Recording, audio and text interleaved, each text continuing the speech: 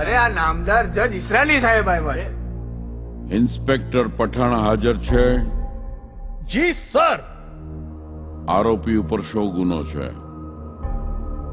Sir, આરોપી number 1 Jhaverchand Kalidas મેઘાણી સૌરાષ્ટ્ર નામનું છાપું ચલાવે છે. રાણપુરમાં તેનું પ્રેસ છે. બીજા આરોપી ડોક્ટર પોપટલાલ આણંદજીવાળા મીઠું ગેરકાયદે પકડવામાં મદદગારી, ઉશ્કેરણી, કાનૂન ભંગના તેમના ઉપર આરોપ છે. કઈ કલમ હેઠળ પકડ્યા છે?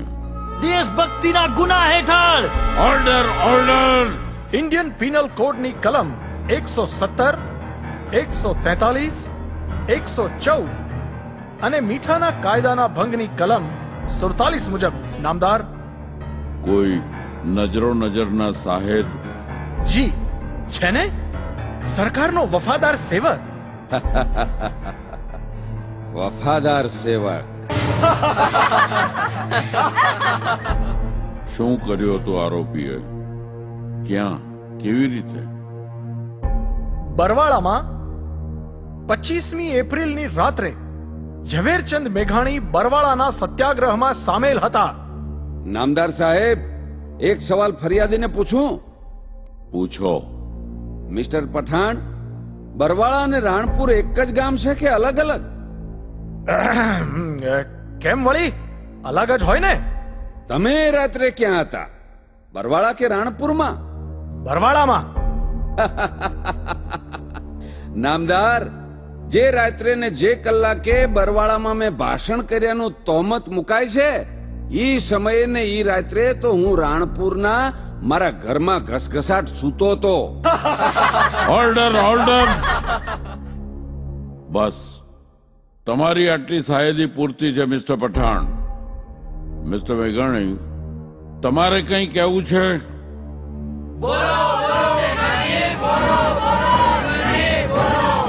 મારા શબ્દોથી આ જાલિમોને આગ લાગશે. એ કહેવું તો ઘણું છે જજ સાહેબ. દેશ માટે, પ્રજા માટે અને આ રાંકડી બાપડી ઉપલા ઓફિસરોની કયાગરી પોલીસ માટે. બોલો જે કહેવું હોય તે. ધન્યવાદ જજ સાહેબ. હું તો એક કવિ છું, આમ આદમીનો પ્રતિનિધિ છું. ગાંધીએ ખોબો ભરીને મીઠું ઉપાડ્યું, ઈ ગેરકાયદેસર ગણાયેલી કૂચને હું રાષ્ટ્રને જાગતી કરતી અગનજ્વાળા સમજુ છું. તમે એમના કાર્યમાં સંમત છો? એક વાર નહીં, 100 વાર સંમત છું સાહેબ. અને આ સત્યાગ્રહો તો અન્યાય સામેનો ન્યાયનો બુંગિયો છે સાહેબ. મારો તેને ટેકો છે. મારા જેવા એક મામૂલી અખબાર નવેશને તમારી પોલીસે ભારે માનથી નવાજ્યો છે. જુઓ ને કેટલી કલમો લગાવી છે મેઘાણી સાહેબ પર. વિનાશ કાળે વિપરીત બુદ્ધિ કહેવાય ને. Order order. આ અદાલત છે અને આ અમારી જનતાની અદાલત છે. Order order. મિસ્ટર મેઘાણી, તમારી વાત આગળ ચલાવો. ધન્યવાદ.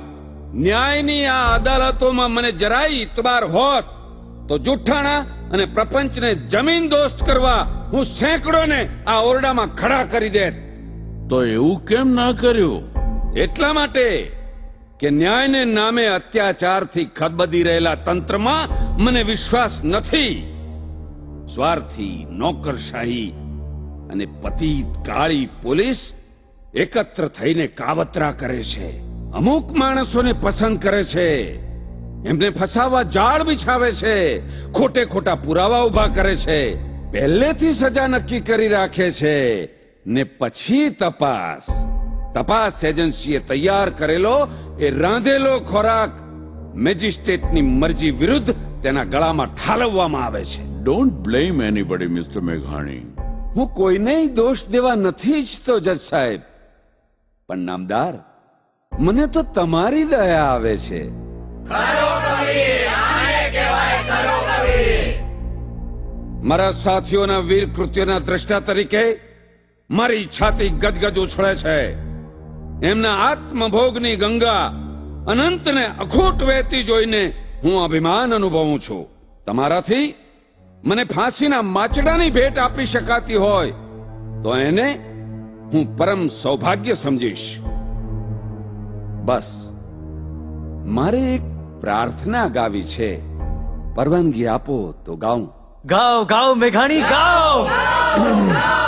જજ સાહેબ, આ તો અમારા લાડલા કવિ છે, દેશના શાયર છે, એમને ગાવાની પરવાનગી આપો સાહેબ, આપો. આરોપી મેઘાણી ગાઈ શકે છે, પણ એક શરતે, જો તમે લોકો શાંત રહેવાના હોત તો.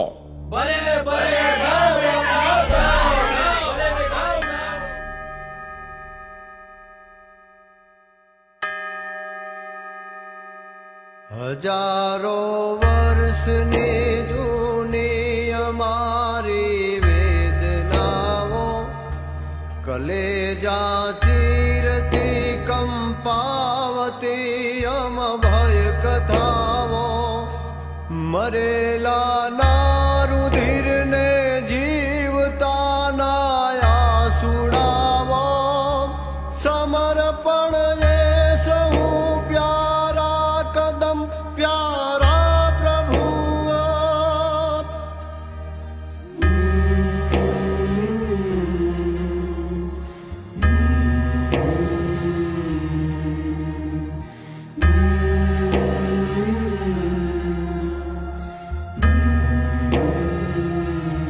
અમારા યજ્ઞનો છેલ્લો બલિયામીન કહેજે, ગુમાવેલી અમે સ્વાધીનતા તું ફેર દેજે.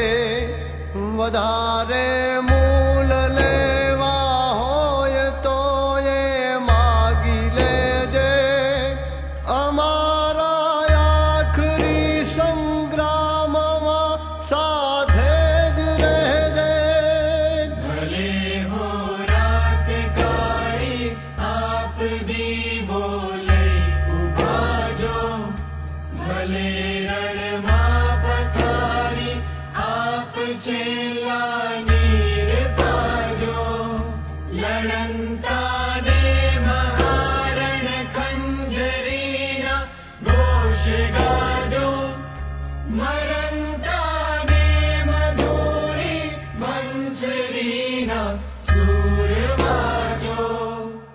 જુઓ જુઓ જુઓ ન્યા જજ ઈસરાણીની આંખોમાં આહુડ આવી ગયા.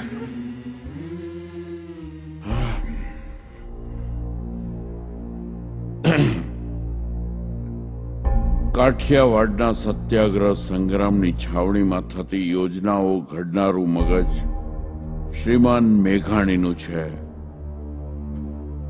ને યોજનાનો અમલ કરનારો હાથ અમૃતલાલ શેઠનો છે.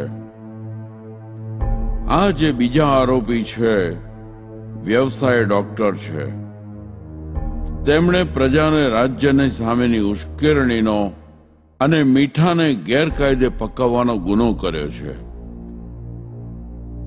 બંનેને 2 વર્ષની સજા ફરમાવવામાં આવે છે.